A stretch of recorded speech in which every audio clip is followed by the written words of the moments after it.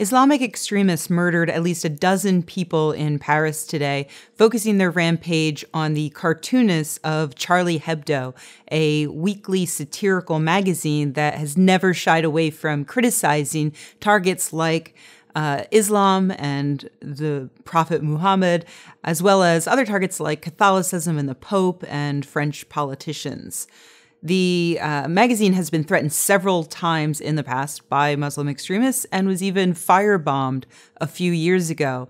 The editor, now quite famously, at one point said that he would rather die on his feet than live on his knees. And to know that standing up for free expression and for criticism of religion might very possibly get him killed, and for continuing to do that is, to me, just the utmost bravery. I mean, it's incredible to me that he did that. And so my thoughts go out to his friends and family, as well as the friends and family of the 11 other people who have been killed. There are a number of ways that we as a society can react to this horrible tragedy, and many of them are not particularly helpful. So I thought I would point a few out just in case you were considering them. Like, for instance, demanding that all moderate Muslims apologize for and condemn this act. Trust me, they do. They've done it in the past. One of the police officers who was killed apparently in this attack was even a Muslim. It doesn't seem to help when moderate Muslims condemn these attacks because they always do it, and these extremists end up targeting them as well. ISIS, Al-Qaeda, they have never been shy about murdering Muslims to suit their goals. Another reaction that's not terribly helpful would be harassing Muslims or people who you think might be Muslims or people you think don't hate Muslims enough. This tends to happen after any kind of event like this. In the wake of September 11th, the FBI reported that there were more than 500 hate crimes committed against Muslim people, and not a single one of those crimes helped bring back any of the people who died on September 11th, and it certainly didn't help stop future terrorist acts. In fact, reacting to a situation like this by punishing all moderate Muslims may be exactly what those terrorists want.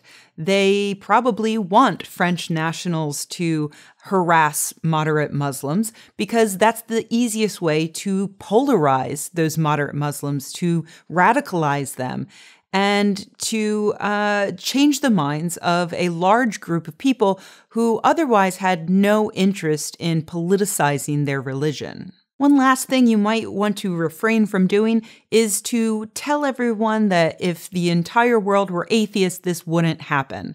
Look, I'm an atheist too, and I also think that religion poisons everything. I think that it is a force for evil by and large. But that said, if religion were to disappear tomorrow, we would still have things like poverty, income inequality, lack of access to education and basic health care.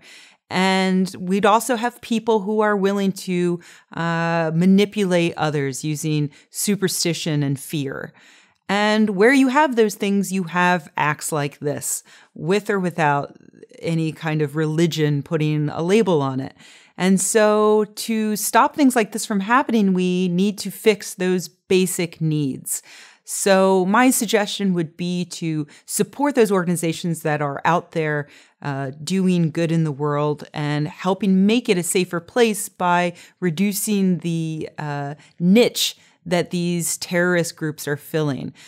Groups like Doctors Without Borders or Equality Now, and also support organizations that focus on protecting freedom of expression, both in cases of government censorship and in cases like this where people are using violence and threat of violence to silence criticism. Groups like Index on Censorship and PEN are working in that direction. I'll conclude by pointing out that there was one other terrorist attack this week. It was in Colorado Springs at an NAACP office where someone exploded a bomb. Witnesses described a white man in his 40s who was balding. Police are looking for him now.